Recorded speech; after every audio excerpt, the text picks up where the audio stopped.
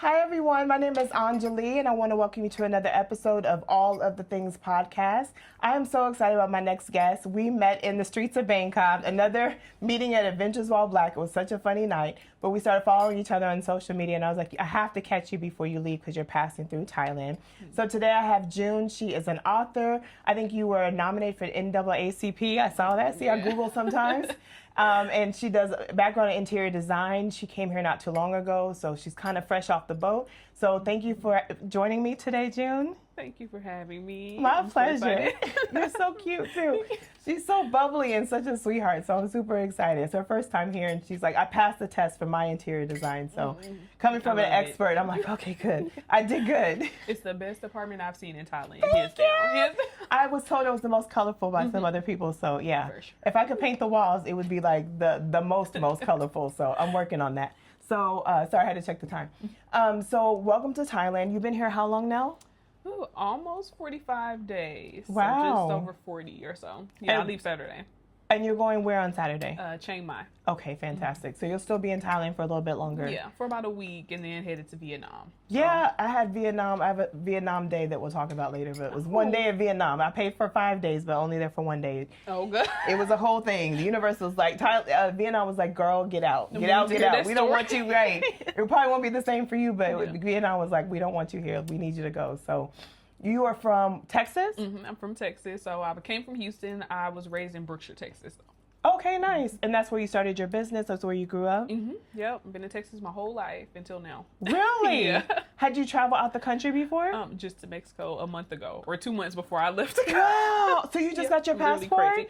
So I actually got it during the pandemic. Wow. And then I just kind of held on to it and I was like, I'm going to go somewhere eventually. And so I went to Mexico in June and that was my first stamp. Tulum actually for a team retreat, and then this was my second international flight. Like this was my real first international flight because you know that flight is no joke. No. How many hours was it for you? Oh my gosh. I think in total 26.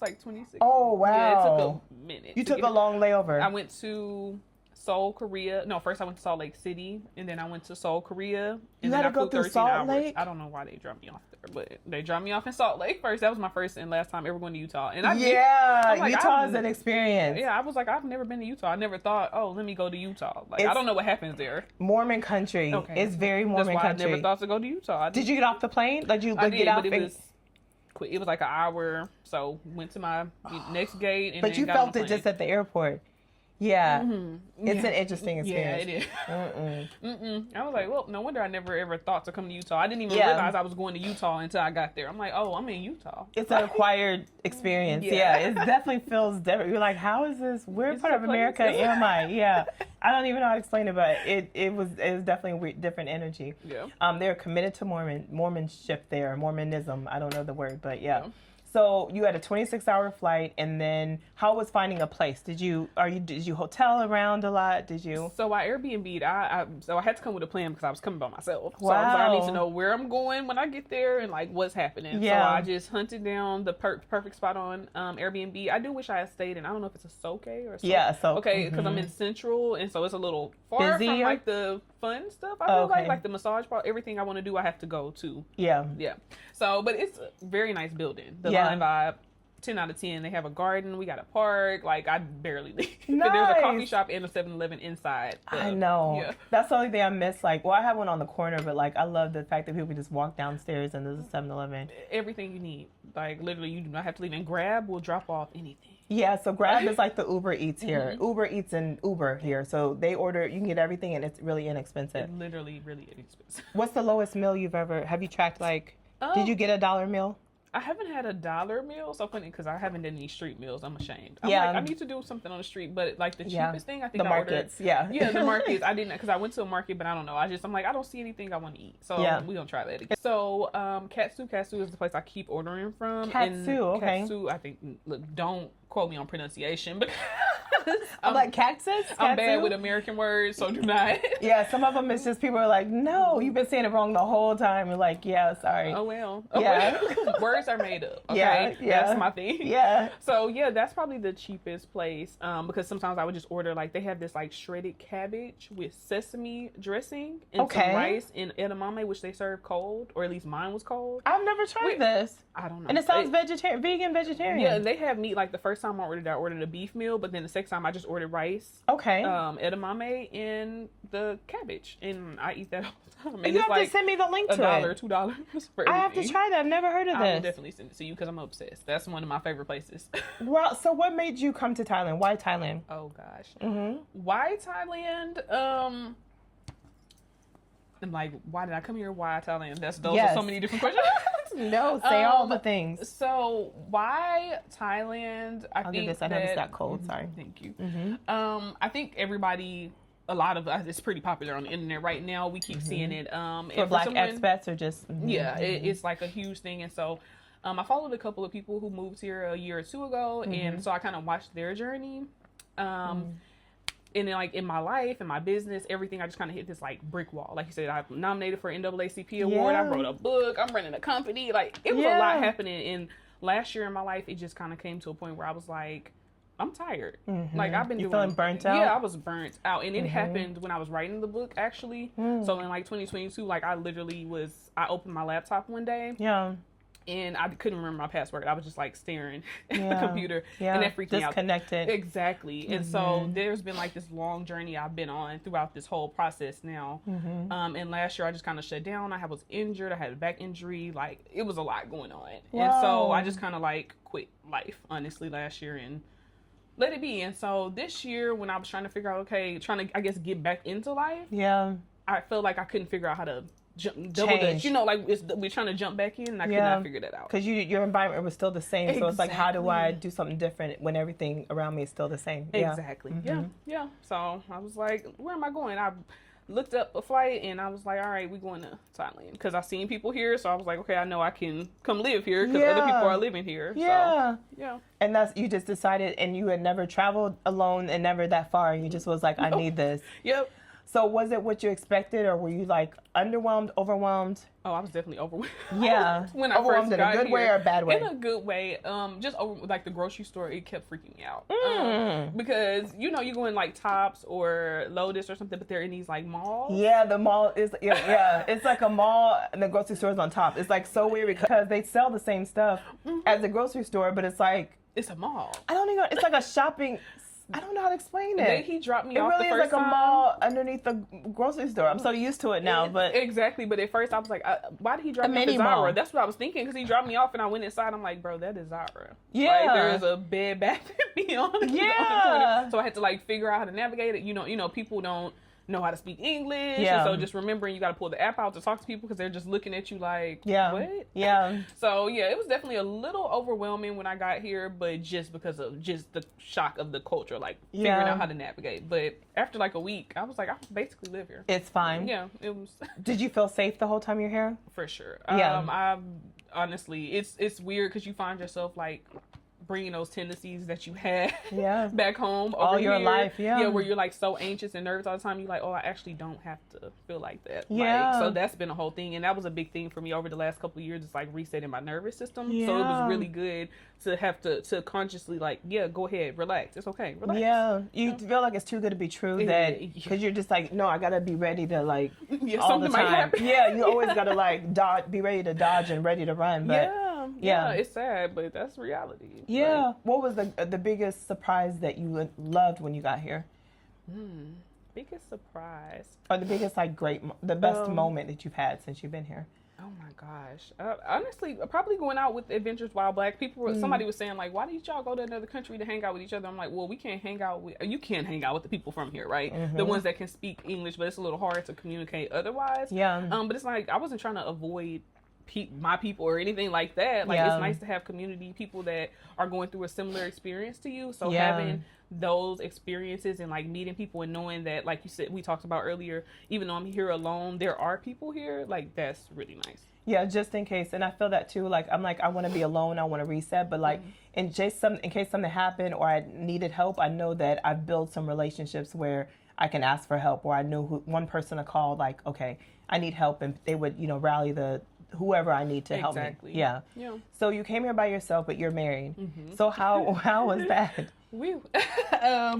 So yeah, I came alone, and I was here about 30 days by myself, which for me, because I had been in a relationship since I was 15, 16 years old. Wow. That would college, high school sweetheart. Yeah. Married for almost, it's so funny. People ask how long we've been married. I'm like, since 2017.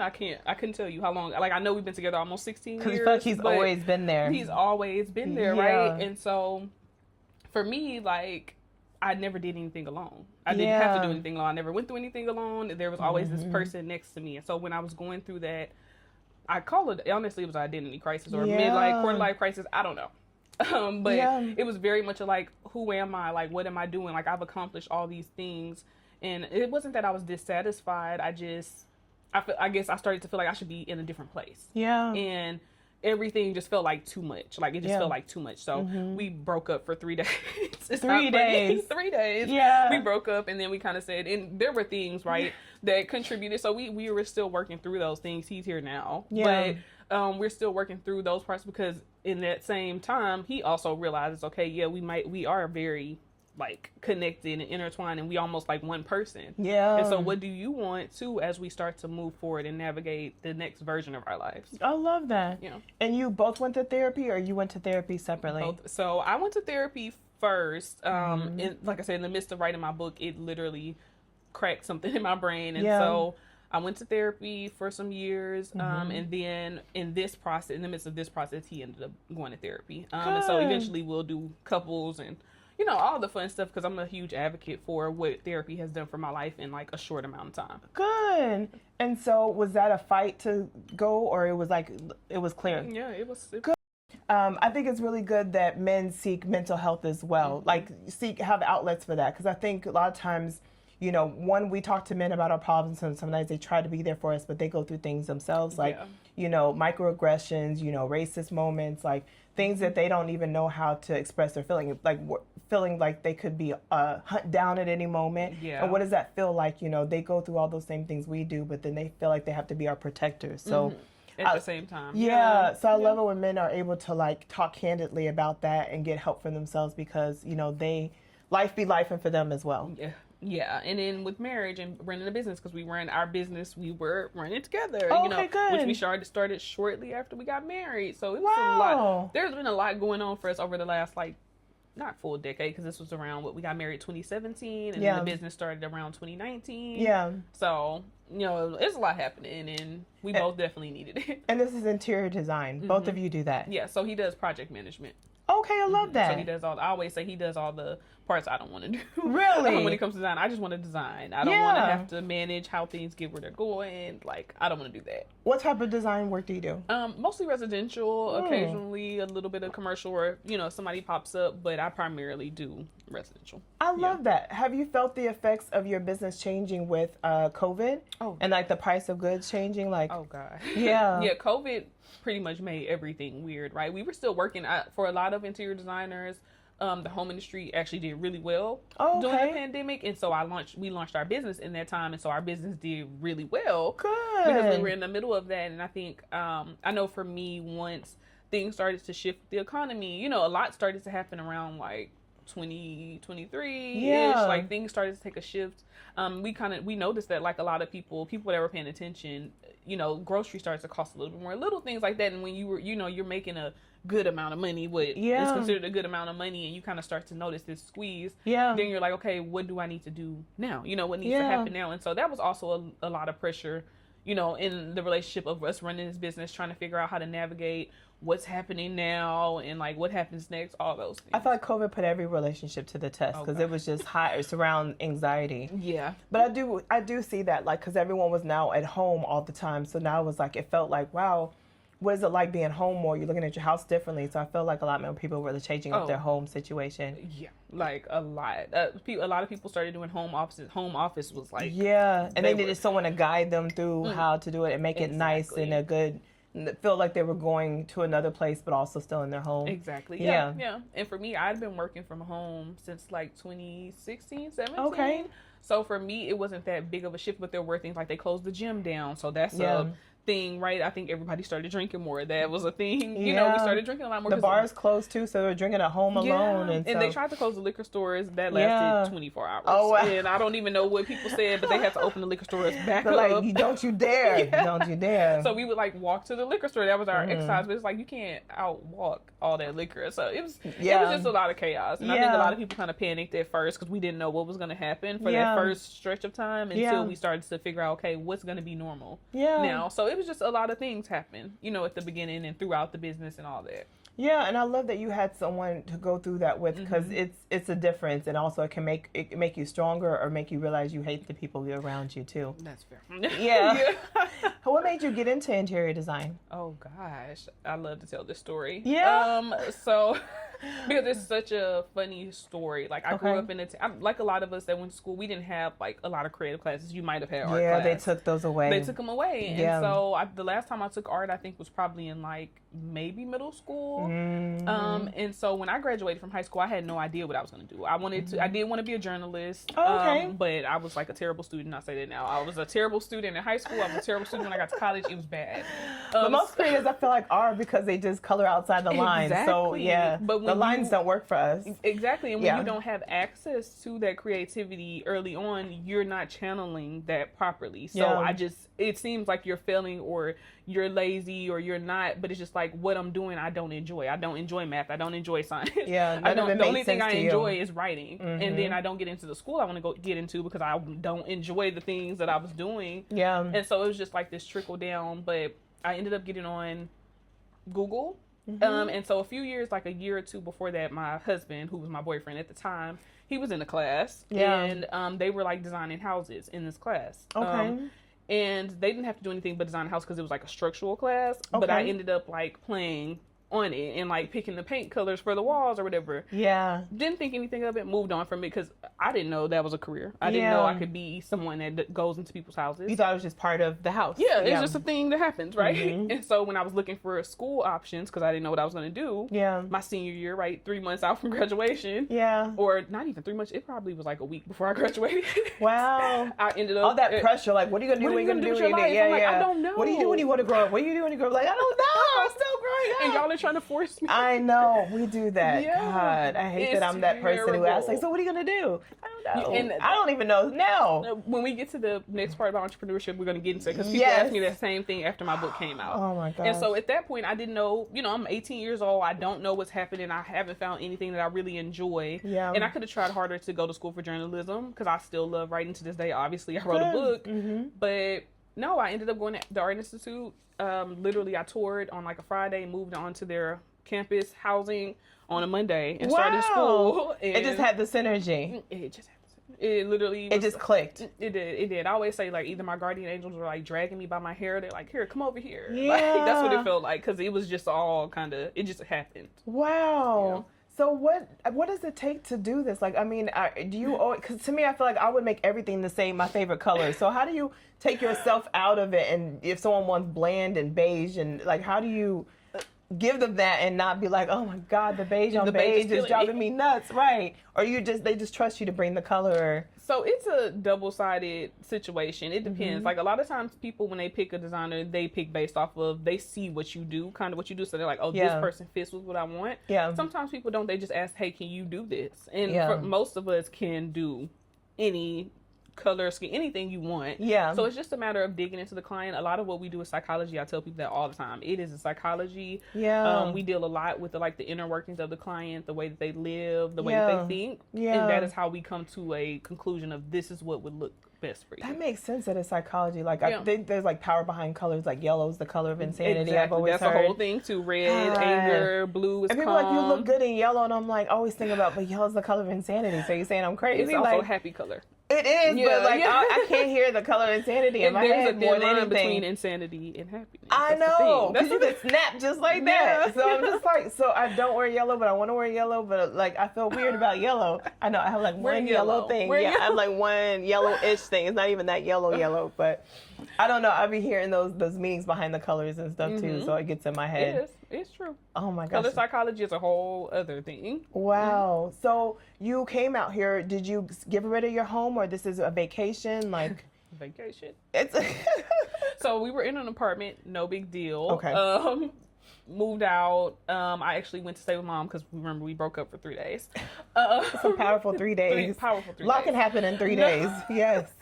So I moved with my mom, and I was just kind of there. And like I said, eventually I was sitting, and I was like, okay, what do we want to do? Like, what? Because I'm still now at that point, I'm still thinking career wise because that's so embedded in us. It's like, what are you producing next? What's happening next? Yeah. And I was like, I literally don't know, and I don't know what it was. Probably something I saw on TikTok. Yeah. Where I was like, you know what? I'm going to Thailand. And I booked a flight for like a month out, and I waited like 2 weeks and told everybody I was leaving, and then.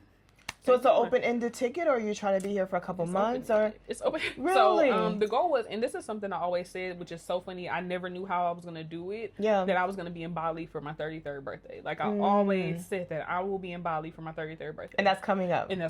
Yeah. And so I'm going to Vietnam after this, and which I want you to tell me about Vietnam. Yeah. And then I will be in Bali for my 33rd birthday, and then we'll figure out what's going to happen next. I haven't figured out what happens at that point. I'm supposed to go home, but I don't know. You don't know, like go where the spirit takes you. Yeah. Do you feel like you could do your business from here?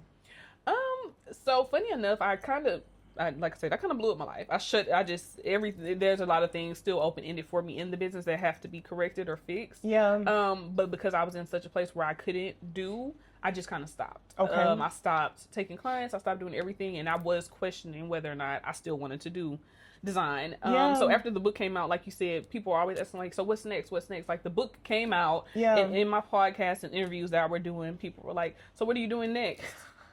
The book came out yesterday. Like, stop asking me. Like, I'm doing this now. Can I do this now? Before, I understand that. And it freaked me out. Is this so not bad. Enough? Is this not enough that I'm doing this? I know. People like, so you got a podcast. What next? Are you going to do this? Are you going to be on the radio? I'm like, I just started the podcast. I just put out 5 episodes. Like, it's a lot to do this, believe it or not. Just let me be doing this. Yeah, people were like, they're so used to rapid fire. And I'm just like, do not know. You've been talking about doing this for 10 years. I don't press you. Why are you on me about what 10 things I do? Right. I'm just like, what you doing? Yeah, I get that too. Yeah, that pressure is real. I don't know why we do that. And it literally sent me into a spiral. Like, I went into anxiety. A full-blown meltdown about it, because then I started to ask myself, well, am I an interior designer? Yeah. Am I a writer? Yeah. Am I both? Like, can I be both? Is there room for both? Yeah. What happens? And this sent me down a whole journey of multiplicity, learning what that is, which I heard on a podcast, and I was like, that's it. What is multiplicity? What is multiplicity? Kiki Palmer.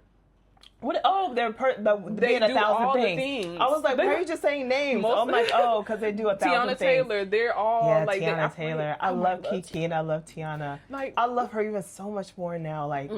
She's just a woman's woman. Just putting her heart out there. Let me breathe, let me love, let me all this. Without the fear of if I do this, then people aren't going to understand, or whatever the case is. And so I'm still on the journey of figuring out what that means. Yeah. But at least it made me feel better about not feeling okay, I need to pick one of these things. Yeah. And didn't do that. Yeah. So. Are you planning on going to China? Yes. Because it's just we talked about that. Yeah. I do want to go, but I think it's going to be, because I don't know what's happening in December yet. I guess it's more so of where am I going after I leave Bali? Bali is just get to Bali in the next 30 days. Yeah. Small bites is the easiest way to eat an elephant. Yeah. So just get And I'm enjoying not seeking something, not, like we said, not being in a doing of always trying to, this is so planned out. I didn't have a full plan for when I got here. Yeah. I just knew I was coming here. There were things I wanted to do, but mostly I just wanted to be with myself. And that's what I did. And have you been good about doing that and not oh my God, I got to work. I got to do this. Turn it off. I feel like we don't know how to vacation. We don't. Especially we don't as entrepreneurs. We don't know how to rest. We Mm-mm. don't know how to vacation. So and it's so unhealthy. I know. And other people do it and they don't look at their phones for like a month. You're like, how? I literally get stir crazy. Yeah. So the one thing I did do when I first got here, like I said, I wanted to pursue myself. I saw that on Pinterest. Pursue myself. It said if you do not know that's gonna what be your to pursue, thumbnail. Pursuing myself. Yeah, pursue yourself. And I was like, that's it. Because my health was all over the place. Like I gained all of the weight I lost pre-pandemic back. Yep. And like all these things. So all I did when I got here was sleep. Like I let myself sleep. And I went was to the okay gym. with that. Yeah. And I wrote when I felt like writing. So I wrote. I started 3 different books. No. And that's kind of where I am. I have to still work because I do work for a nonprofit as well. Huh? So I have to work once a week. When is this? Or a few days a week. When do I have to? Right. What do you do for the nonprofit? This is why I burned out. Yeah. So I was vice president. We've kind of shifted that to chief operations officer. Yes. Girl, I had way too many jobs. This was my problem because I was always, if there was opportunity in the front of me, black woman I was going to thing, seize it. too. I'm like, this is an opportunity, and it you yielded results. You have to, yeah. It did. That's kind of how I got the opportunity to write the book. Yeah. So it's not that I dislike the fact that I have it, but it was just so many things happening in my life. All of the things. All of the things. All of the things. That's why the name is All of the Things. Yes. Yeah. And so I took the first 2 weeks off when I got here because I knew I needed to like acclimate my body and all those things. And get used to it. And then I started to kind of jump back into work. And now I feel like I'm in pretty swing. Like I am up pretty late on Thursdays because that's when all the meetings are. But, you know. What does the nonprofit do? Can you say? Yeah. So it's called Black Interior Designers Incorporated. Oh, okay, good. And we literally create like opportunities, access, different things like that for Black interior designers. Oh, I love that. Yeah. Look us up, y'all. I love that. We hosted, like, we've done things with Architectural Digest. We work with a lot of the larger brands, Benjamin Moore. We do trade days, which we go into high schools and like teach kids in lower income communities about interior design because that's something I didn't have. Yeah. So just all of the things and like providing more access to the industry. I love that because everyone needs that. Like it's all evokes the feeling. Sometimes people eat with their eyes. So when you go into a restaurant, you're like ooh and ah, like exactly. You want it to be Instagrammable, colorful, or you see the food before you see the food. So so I feel like it's it's emotion that everyone relates to when they go anywhere. You walk into an office building, you're like ooh the lights, the chandelier, da da da. So I feel like it's appreciated, but well. For sure. Yeah, well, we use it every day. Use it every day. Everything you enter, it's somebody had to design it. Somebody had to use their brain power to figure out to make sure it works. It makes sense. And when you don't see it, you're like, ugh. What happened exactly? Yeah, you're just you don't like think somebody also messed this up. Right. You don't feel safe. You don't feel like the food's gonna be good. You don't feel any of the things. So it's like it's very powerful, but like you said, underrated. Yeah.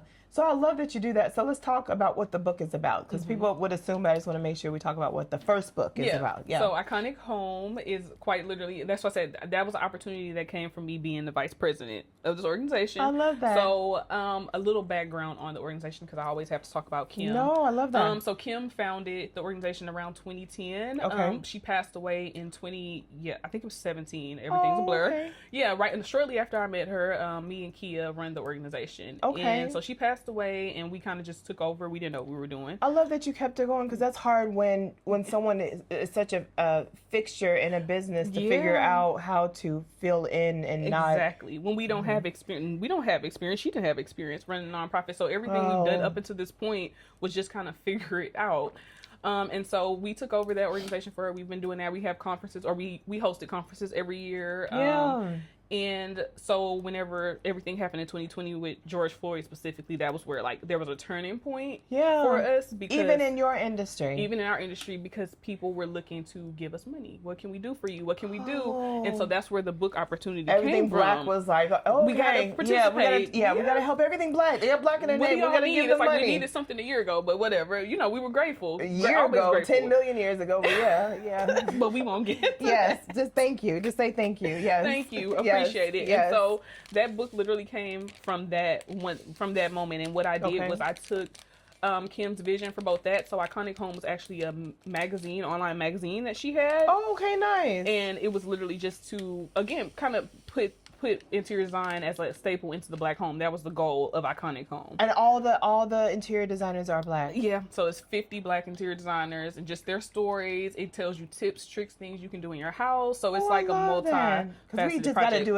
we got to do things a little different. We always got to add a little extra flavor. I love that because I feel like we play with textures more and color more and personality more. It's just like I could look at someone like, yeah, this was someone with someone with some seasoning did this. Just like you could tell that when you eat the food, you can tell when you walk in the room like, oh no, someone with some seasoning did this home. So and it's the variety. That was one of my biggest things when I did it. It's across. There are so many different design styles. Yeah. I covered, I dare I say I covered all of them. Probably not every single one, especially not these new modern ones that are kind of made up. Yeah. But the staples, the cores are covered. And so there's a Black designer for everything that you could be looking for. And did AI change your business some too? Like with all this like, you can make a pretend situation, with AI, but it's still not the same as when you go to print it and all that kind of stuff.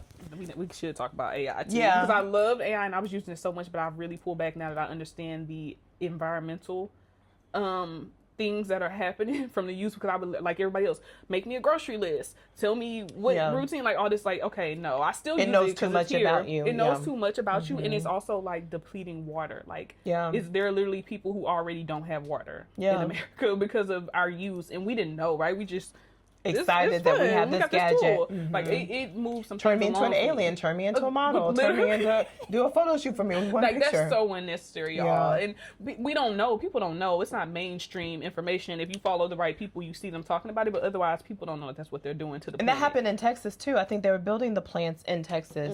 So it was actually making people sick. Yeah, like we just think it's magic, but we don't realize like all the how it's. They're using all our clean water for you to generate a picture of your puppy in a costume. Like it's crazy. It's crazy, but I do love AI because it has like, for me writing my books now, it's helped me like outline things, frame things. Pexels, I think it's called. Pixels? I think it's Pixel. I love Pixels too. Okay. But Pexels, it's an AI tool too. It's a little different than ChatGPT. Okay. It's really good for research. So when I'm working on something, I can really go to it and ask it, what books should I be looking at? What media? What can I do? Create me an outline of research to do this project. So I'm not asking AI to give me answers. Yeah. I'm letting it help me do the things that I'm doing. So when people use it to like design a room for me, can you actually accurately do that in real life when you say, I've seen it. I've seen it. Like get the paint right, get the chair, get the whole. I have seen people kind of tweet it. It's AI, right? It's never going to be perfect. And so I think that's the thing. Even with AI, I think a lot of companies are learning that. Like, AI can write, but there is something about a human, and I think it's going to be the same when it comes to interior design. Like, it's going to always be missing that, like, special thing. And there are designers who had never been to school, and they are excellent. Yeah. And all those things. I've never been to school. I kind of just. But you just know certain things about pattern and texture that you don't have to be taught. I don't think they'll ever be able to teach that to a computer. You just kind of have to know. Yeah. So what are the other books about? Are they all about? I love the change in the face. Because they're all things books that I'd kind of worked on maybe in the past, or like I had these random downloads. That's what I call them, when I get these like drops in my head of things. Yeah. So I have all these like notes and random like typings of things. And as I'm like started to work through some of these projects, I'm like, oh, I remember something about that. I learned about that 2-3 years, because that's a hobby for me, like learning about stuff. Yeah. Very nerdy. No, we got to keep the brain moving. Some people stuck in time and never kind of like evolve. Yeah. But you have to continue to experience new things for that. And so I have a lot of stuff that I like read somewhere randomly or whatever. And I realized like I've been working on one of these books, which is similar to Iconic Home. It's a little different. Yeah, it's a little different because I'm still working out the structure of it. I had my first interview today actually for somebody that's going to be in it. Okay, good. So it's still art centered, but it's a lot more deep. Than just, this is the art. Like we're talking about experience, identity, things like that. Yeah. So again, still working out the gist of it, but I had to start the interview process because I felt like it was going to start to make things more clear. And then the second one is just a fiction book, sci-fi, Black. After Earth, I love After Earth. Okay. Anything. You are kind of a nerd. I love it though. I love it. Yeah. And then the third one is more of like a chapter book. So and I think it's going to be kind of more of like an encapsulation of all the things that I'm going through. Of like moving to the next all the part. Things 1,000 times on our podcast. Like I knew the name because was we are the name. All the things. I know. We are all the things. We are. And I love that this is my name because people say it 1,000 times every podcast, and I was just like, How did the name? Okay, I'm sorry. It's literally perfect. No, it is. Because people are like, so what's that about? I'm like, it's just all the things. Like, I don't even know. I just knew this is, Because I can get super esoteric. Like, but we are all the things. Yeah. And that has been one of the greatest things or gifts that I've learned on this, like, long journey that I've been on is that there's a lot of things, and a lot of things got a lot to do with a lot of things. Yeah. And once you start to understand those things, so I'm trying to put those into words. I think about like what it's like to like really cultivate a life intentionally that feels good and all those things. But I'm still in the middle of it. So. Yeah, I think some people feel like no, you can only be this one thing. I think we're starting to realize you can be so many different versions of yourself. Yeah. Like keep evolving, keep growing, keep learning. Somebody saying like they were like, for 10 years I was a flight attendant, and then I went to be a chef, and then I was like, who cares? What is the point of being like, oh, I did this thing for 30 years? And some people just don't get it. And then they're sitting there, I've always wanted to. And I'm like, do it. Right. I'm just like, stop talking about it. I will say this. I separate from people like that because it drives me crazy. Just do it.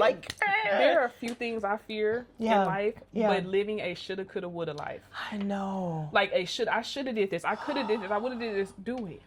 Like, please do it. Like, because you're wasting so much energy. The time is going to pass anyway. Yeah. So I do marketing, and I've had a couple clients I've known for over 10 years in Chicago who will come to me and say the same thing every 3 years, and they still have not done it. And literally, I started like, to me, I'm always trying to be nice because I'm like, I was like, sir, in 2001 you said this. Like, I just went through the emails. 2008 you said that. It's either do it or don't. Like, stop. I was like, please stop talking to me about this thing.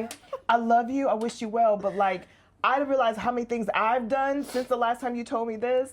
And I'm frustrated every time you bring it up because I'm just like, dude, I didn't went here for 5 years. I didn't went here for 4 years. You still talking about it? You're still talking about it. And it's a fear, right? That's a fear that has been like ingrained in us of change and like moving and stepping outside of the status quo. That's psychological. It's a psychological thing that has to be worked out. And I feel bad for people, like you said, and even there for me, ideas that I've sat on and now I'm like moving on that I've been sitting on for 5 years. So I understand, but it's like, it's literally a choice. Yeah. It is a choice to do the things you say you want to do. And some people get so comfortable and just like, it's not possible. And then you find friends like, I get it. People who are not like, no, it's just do it. So it's like you find people that justify you're crazy, or not you're crazy, but you're complacent. It's a little bit of chaos. That's what creativity is. It's chaos and order. It's the edge of chaos. It is, and I'm just like, this is not normal. And just like, again, I had to separate myself from people because then as you keep stacking on I'm gonna try this, I'm gonna try that. They're like, okay, well, I'm gonna still sit in the same place and like whatever, and just watch you. But like, okay, every time you try something new, I'm like, at least I'm living and not like. Because that's the point. Yeah. That's the point. It's literally point to live your life. Like we are. That's what I said. I don't want to get too esoteric, but we are literally fractals of God. Yeah. God created us in order to come here, and then we now can create. We literally and you create without trying, right? You create your life. You create your not every circumstance, because let me not be insensitive, because that's not reality. But we create. Yeah. Everything about our it's crazy, and once you learn to like be specific about how you're creating. Yeah. Yeah. Okay, so that's so deep. I saw a TikTok. Do you need another tea? I'm sorry. I gave myself. Okay, good. I just love this tea. So I saw this. I don't even know how to say this in this podcast, but it probably what kept me up all night last night. I couldn't sleep. It was I love a rabbit hole. It sent me down a rabbit hole. I was angry, and I was like, is he right? But I'm mad. But I'm like, is he right? Like, did I? Okay, let me see if I can articulate what I read. Because I watched it a couple times, and I'm just like, I was like, nah, this is some stupid, AI scripted thing. And I was like, but is he right? So it was like, wait, what did you just say about... that we are fractals of God. God created us, and we also create without even trying. Thank you. I'm glad you said it, because I want to make sure I lean into this right. So this person said, like, you ask for the things that happen to you and don't even realize it. Oh my God, the face you're making. Right, I'm because I didn't ask for this nightmare, this drama, and this chaos, and this narcissism, and the lies, and I was like, but did I? But did you? Right, but I was like, because I'm such a fixer. I'm good at fixing. I feel like that's my sweet spot. I'm being people's handle and fixing, and I feel like that makes me feel like I'm needed. I feel like I'm I'm where I'm supposed to be. I love putting together the puzzle and seeing what people don't see for themselves. But I'm also get burnt out. I'm also exhausted. I always feel like I'm carrying other people's baggage. So it's like, why do I love fixing, but also mad when I'm fixing, because now I feel like I have 10 suitcases on my back. I'm mad at the person for giving it to me, but then I asked for it. So I was like, did I ask for this? Because I didn't want it. Like, I didn't want pain and like heartbreak and you didn't mind crazy. But like, how you tell me I asked for this? Like, I was confused. I was like, I hate you, but I keep watching this video. I'm like, but what are you talking about? And I'm those are the things I forget. I think that's a part of quantum physics. Again, quantum physics is my. It's so help good. me understand, because I was just like, I'm gonna do my best, because I'm still on the journey of like fully trying to understand quantum physics. Because if you say, oh, you asked for the things that happened to you, that's like saying, you know, as a child that went through something or different things, did children, right? I think that's where it gets messy. Because what do you mean? Did I ask to get murdered in a, you know, you think about the exactly. So that's where it gets complicated. But I think in situations like you said, because I was the fixer friend, I was the strong friend, so nobody needs to check on me. I'm good to go. Like they didn't check on me, but they just like, OnJaLee, help me, fix me. Can you help me? And I was like, somebody told me one time, and I was like, you right. She was like, I didn't ask you to do that. And I was like, you're right, you didn't ask me to do that. I know that. But they're like, but this is what you do. It's what people said. And I'm like, I was like, that's right. And you know what Erykah Badu said on a podcast with Rhapsody? I think that's how you pronounce her name. She said, she was telling her the same thing. It seemed like people always taking from me. And Erykah Badu said, I would too if you let me. I was like, damn. That literally changed part of my brain chemistry too, because I was like, whoa. I was letting people. You're people letting me like, people do these things to you. And when you start to set boundaries, then you start to know. I didn't have any boundaries. Oh, I just was like, you know, this is what love is. I always felt like I was taught as a child, this is what love is to serve. And don't get me started on love, because do you even know what love is? Does anybody know what love actually is? I was like, if I do this, then they will love me. Like, I felt like, I was adopted, so it was just kind of like, okay, let me make up for that I'm capable of fitting in with the family and being. And the inner child as a whole. Oh, God. That's what I'm like, we can do a whole podcast. I feel like we are. Wait, so help me. So this guy is right? I got to find this video. He made me mad. In some way. So there's also what you said, two things that you said. I recently came across this while I'm in this journey of, it says, stop worrying about what you don't want and focus on what you do want. Because that's the thing about attention. You know, once you're starting to get in the wordplay, they call it paying attention, right? Why would they call it paying? You're paying attention to something, you're going to produce a certain type of energy. Like, I just know something's gonna happen to me if I go outside. And then I just something happens to you. I know. Stop you focusing just, like, keep projecting. Focus on what you do want, not what you don't want. And then also happiness, that's something I've learned over the last year or so. Like, that's a choice. Joy, all these things you have to choose, because it's always going to be something happening in your life or whatever the case is. Like, all of it is a choice, and you made a choice. I made choices to do stuff for people because I thought I was being a good friend or whatever the case is. And that was my job. The circumstance, now you're in this pain and suffering, and you want to blame everybody else for it, but you also have a hand in it too. It's not to say that they don't have any part of it. But what did you expect? Is like what I realized. What did you expect when you made it so easy to just take from you? This is a therapy session. No.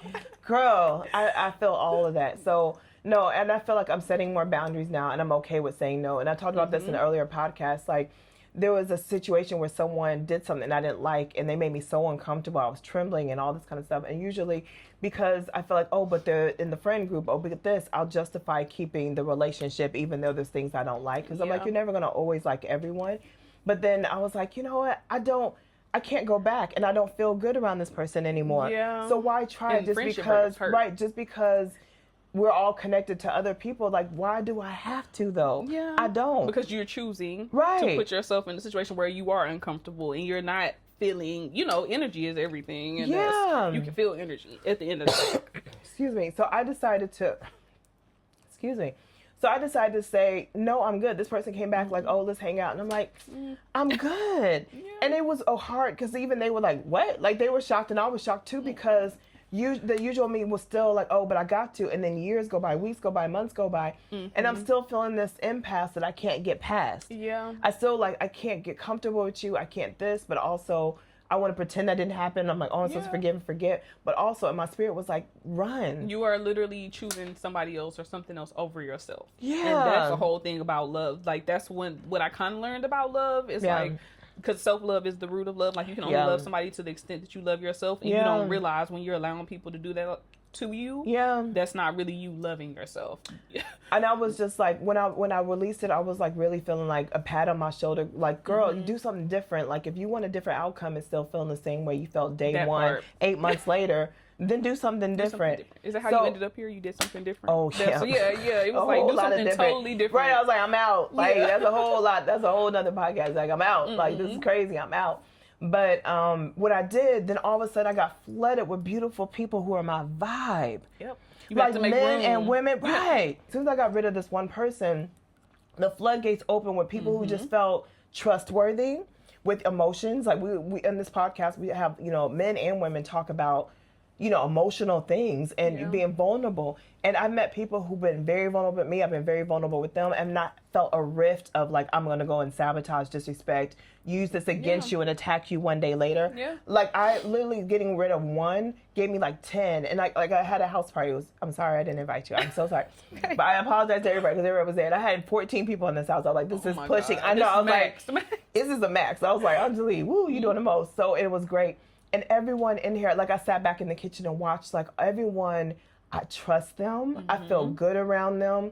And then watching them amongst each other was really beautiful. And I felt them be vulnerable. I saw them being vulnerable. I felt them, like, everyone loved everyone immensely. Yeah. And most people met each other for the first time. But it was just kind of like, we are like, frequency. Yeah, we were emotionally. And I was just like, wow, this is sensational. I'll never be able to top this again in my life. Yeah.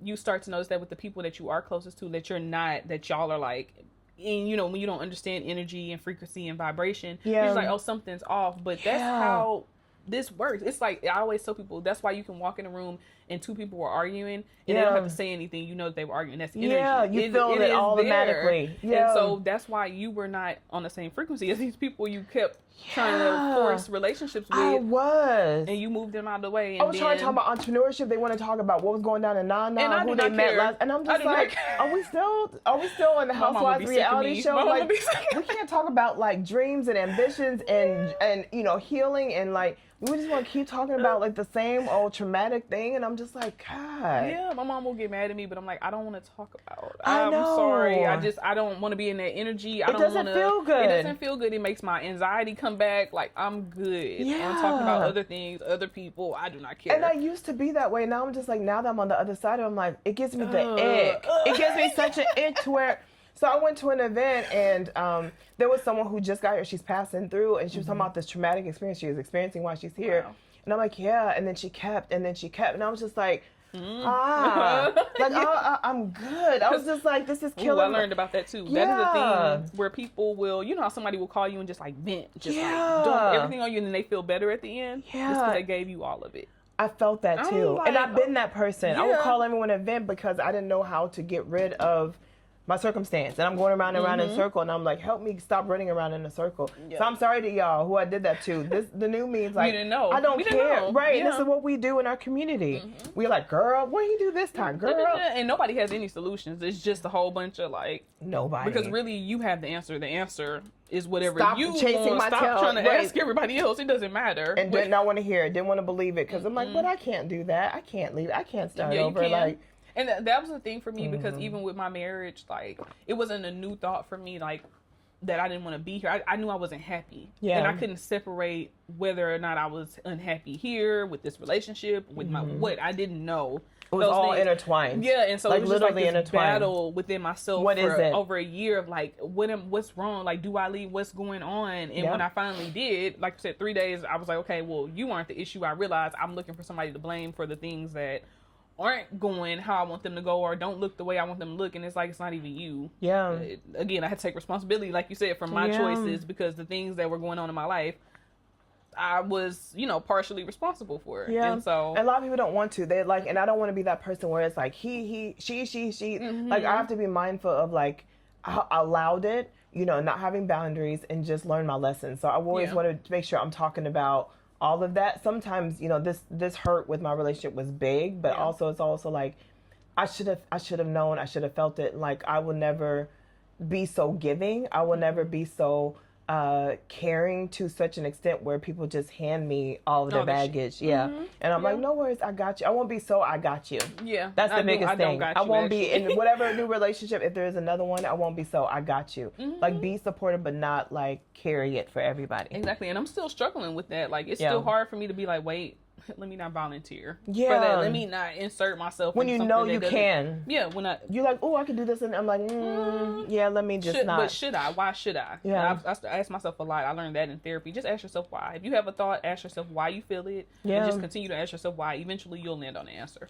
It's hard with businesses. Like, some people, I can't afford you, but I'm like, oh, and then I start verbally giving away my gifts, my years of experience, and I was just like, why? And then they go hire someone for $5,000 a week, and I'm like, oh, okay. So you found the value. Because people don't want to give you money, and I had that issue too with multiple people that I've been around that I felt like I've poured into your business. I've paid full price. I've done, what I feel like I should do for you as somebody who I care about. Yeah. And what I realized too in those situations is you can't expect people to operate like you. That's not how the world works. Just because you do something because that's how you are doesn't mean other people see it that way too. I need to do that too. Like, I think I used to be like, but I did this and helped you when I just sent you flowers. I would think you would send me flowers when I needed, or just show up at my house. Because and it's not that I was doing it with the thought that, oh, you were going to do something for me in the future, because you may not never have a reason to use me. Yeah. And that's fine too. But when you did have the opportunity to do so, why did you take that as an opportunity to not do to me how I was with you? Like, I think that's a hard lesson. A lot of people expect people, even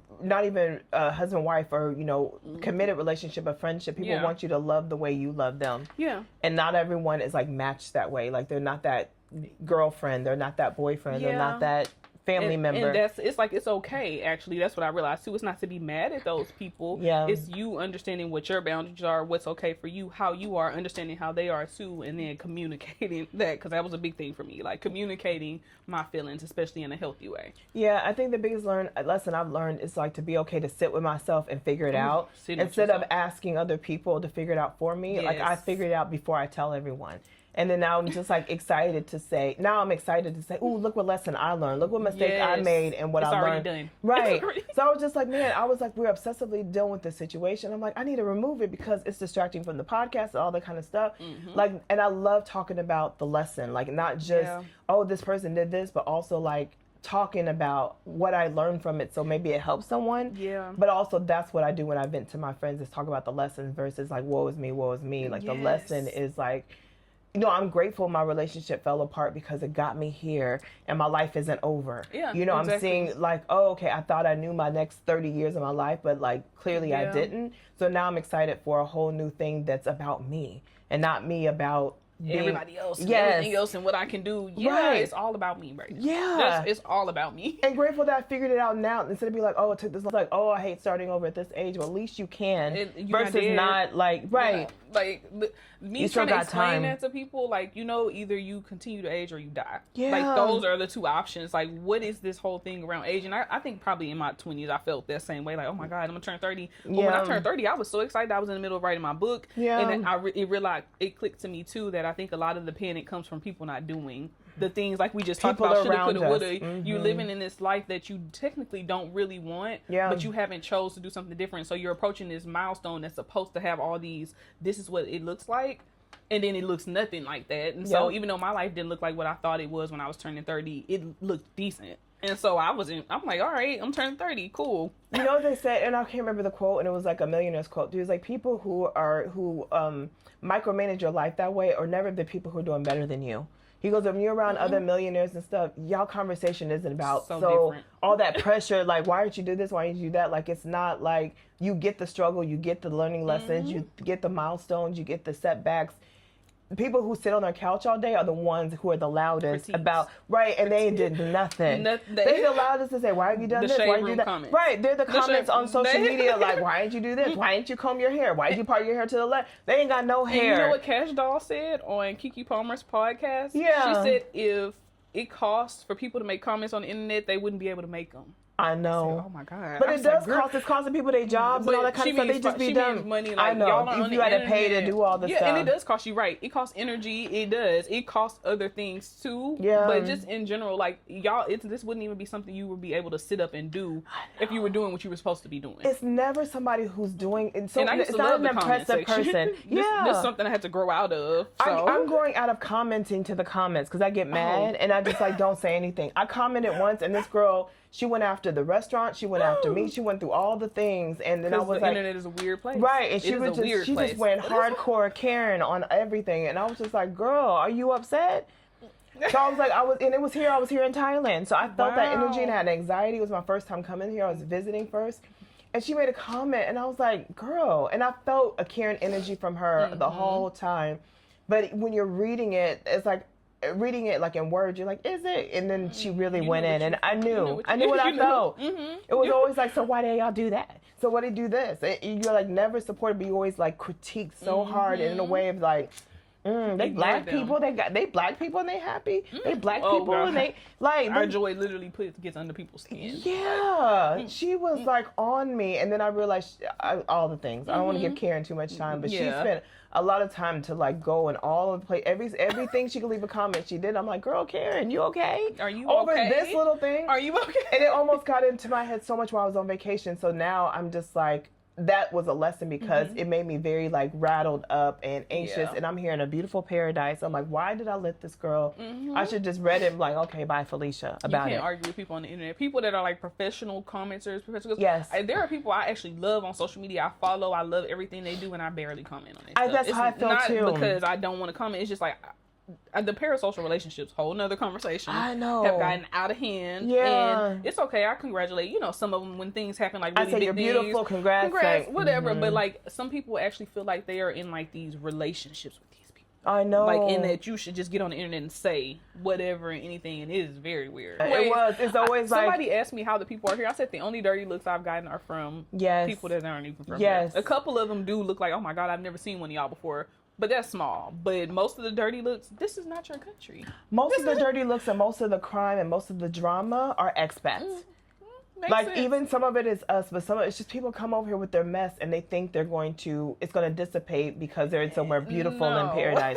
Like if you still like a narcissistic person, you still, unless you're working on it, you're going to be a narcissist. Right. And I saw that even with women. I'm like, if you're still going around and I don't know, it's like you still give me that U.S. energy, then I'm separating for you because I want to be around people talking about healing, talk about like I did this and I made the mistake and now I'm growing, now I figured this out. If you're not talking about that and you're still like to everything, please get away from right. I was just like, you're stuck in time, and I'd have moved 10 steps ahead of you in an hour, and I feel like I can't conversate. We can't even like. It's nothing I have to say. I stopped talking. I know people find that weird. I think it's a fight or flight thing, maybe, but it works because when people start saying stuff where I'm just like, oh no, I don't like. I literally can't. I can't. So I just stop. I'm gonna start that because sometimes I try and then like, no, but you don't understand it, and I'm like, let me just You're not going to hear anything I'm saying. I literally said that to someone this week. I'm like, you don't hear anything I'm saying. Because people perceive things. That's on like quantum physics, all that is so good. The way we perceive anything, like the way we're both sitting here, for us, it's two different experiences. No matter what.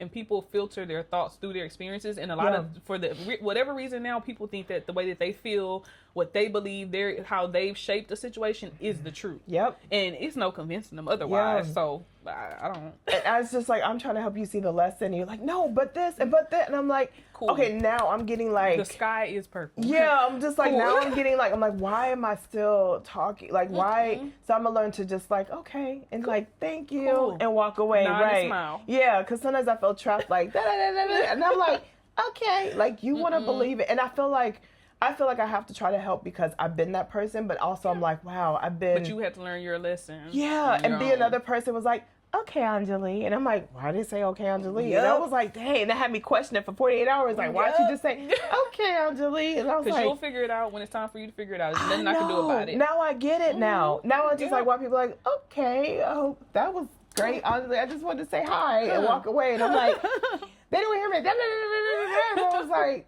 okay, so now and they say that you meet the different versions of yourself that you have not addressed, or just for you to learn the lesson to like, so I kind of love that. Click that lesson into place, and you're like, oh, when someone said you meet the different versions of yourself, I was like, people are mirrors. Yeah. And that's another thing I said in another podcast. I said, Thailand makes you look in the mirror.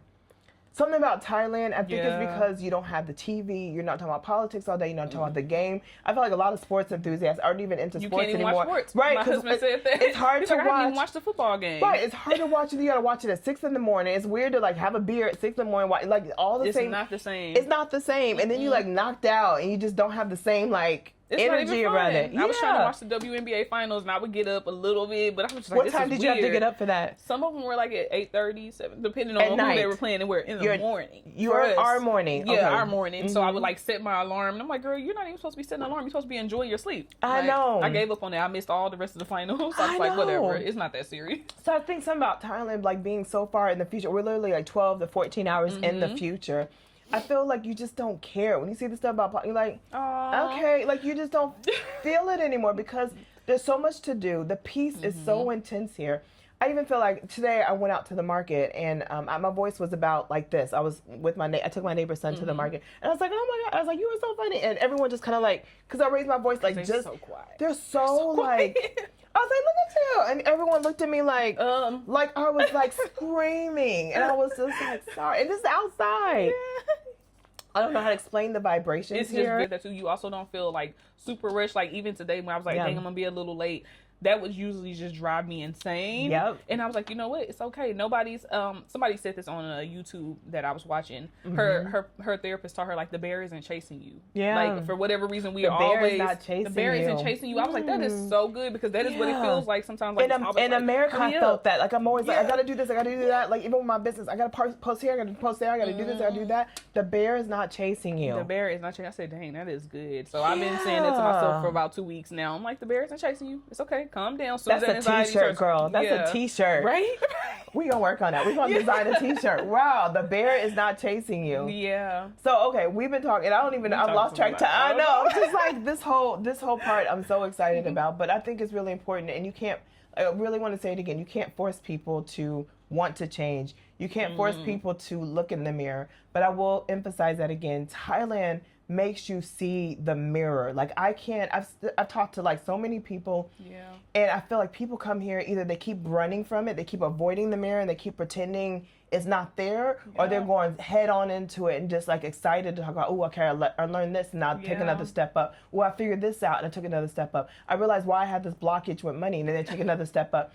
So it's really cool when you're around people who are looking in the mirror and dissecting every they're seeing, because you're learning from them. You're like, cool, I had that too, and da-da-da. The conversation's like, da-da-da, me too, and I was doing this, and now I don't do this anymore. Like, because a lot of us are going through the exact similar things. Like you said, the finance, all that, is just like, everything just feels so messy, but then you hear other people talking about it, you're like, okay, so it's not just me, it's not something I did. Yeah. It's just, okay, how do you fix it? I feel like God brought a lot of people here at the same time. I feel like my last year, I've had so many synergy conversations where people explaining so many things that happened to. I'm like, this was happening to me too. Yeah. Like we all went through the pandemic together last year or something. Yeah. Like it was all the spirit. So I'm like, I don't know what's about to happen, but I feel like a lot of us, right? Yeah, it's big. I feel like something as big is coming to where I was pushed out. Like, get out. I'm not gonna get esoteric again. I know. We'll be like 2-hour podcast. We're gonna do a part 2. Right. Clearly, no. When we go, we're gonna have tea. We're gonna go have tea dates and some other stuff. Yes.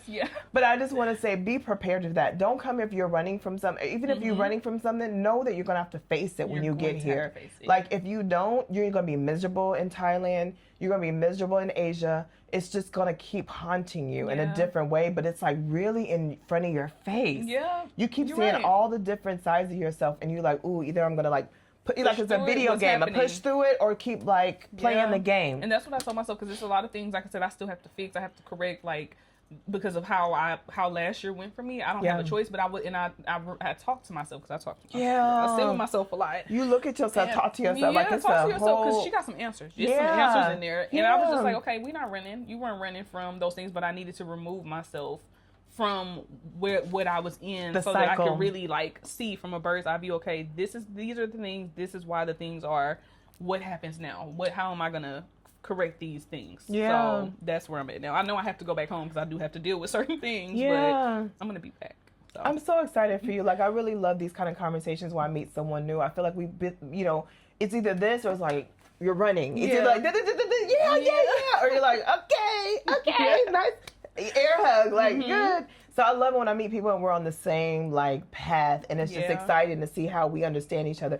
We understand, like, I need space, I don't want to talk to anyone, and you're not like, girl, you're like, no, take your space, like, don't, like, we understand that, like, Thailand is all about, like, self and centering, so I can't explain it enough. I don't even know if it's making sense to those at home, but I'm happy. Just know that I'm happy, and I get it, so she gets it, we get it. So as we wrap up the podcast, sorry, I think we ran over a little bit, but is there anything you want to make sure that you say? You know, I want to make sure you give your socials, you know, what people need to know if they do want to reach out to you. So I feel like I said a lot of the things that I've been learning and coming to terms with. I think I said a lot of that. And I was excited too, which was why I was like, I need to go get this out of my head.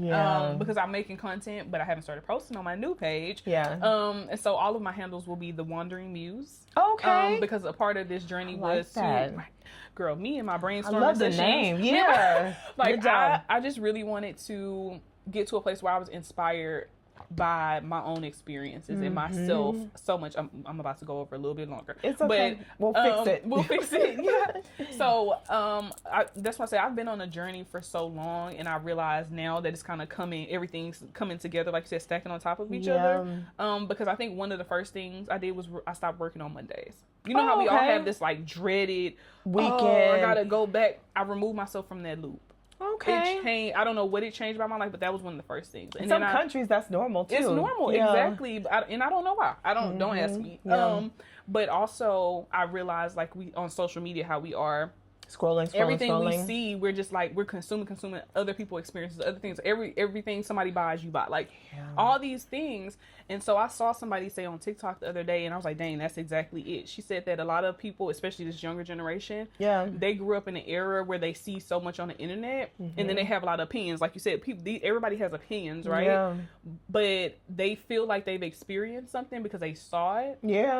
And that's not the same. That's not how experience works, right? You have to go out and experience things. I watch people in Thailand for 2 years. I feel like I've seen all of Thailand because I watched it all on TikTok. But that was not the same as me getting walking on a plane through it and going to Thailand. And so I just want to be inspired by my own experiences moving forward and like really set a plan that speaks, like you said, center myself in everything for my future, my career, everything moving forward. So that's how I came up with the name. I mean, that's going to be my handle on YouTube, TikTok, Instagram, everywhere. I'm still in the process, but by the time we post this, there will be content on those pages. So I love that. And so we're excited to follow your journey and then learn more about you. And then, you know, by the time this is your goal to do your homework, by the time this comes out, hopefully this is around the time of your birthday. So you'll be in Bali, so they can follow you and go see your Bali content when we post this. So they're going to be hold you accountable, even though it's October now, but they'll see this in December. Because I'm supposed to start posting next month. That's my goal, to curate content and get it posted. Y'all go follow her and make sure she did her homework and be like, honey, I see one video. I will set a goal and be like, It's just like, hey, it's my birthday. Like, that's it. You had 30 days to get it together. So y'all hold her accountable and go follow her, help her get her numbers up. So thank you so much for being here, June. It was such a pleasure. Like, I'm so glad we met and vibed, and it was so cool. And I feel like we could talk here for 10 years and be like, 4 podcast episodes later. So maybe hopefully I can bring you back and we'll talk about other parts, like when you're on the other side of all of the things. But thank you for being in my closet. Thank you for being in my home. Thank y'all for watching. Yes, I hope you felt like you connected with our stories. And I'm sorry we're so handsy. I kept looking at. I know we both were like da. Every time I looked at the camera, like da. I was like, I can't help it. So I'm just being me. Don't come for me in the comments. I'm just being me. Jesus. But thank you for joining us on All of Things Podcast. We have a new episode every Thursday. I'm interviewing eclectic people here in Thailand, some passing through, some who moved here, telling their stories in my walk-in closet. So here in Odom Suk, if you're in the Bangkok area and want to be on our podcast, just email us at aottpodcast.com. The information is in the link in bio, but please subscribe, support us, give us your feedback, tell us how you relate. And we're also going to have a guide to help people moving to Thailand, because I know everyone asks me how to do the visa, how to find a place. I love y'all asking the same question 1,100 times. So I put it in writing for you. So that will be in the description as well. But thank you for being here. Please like and subscribe and follow us, and have a wonderful day, and take care of yourself and take care of each other. Bye.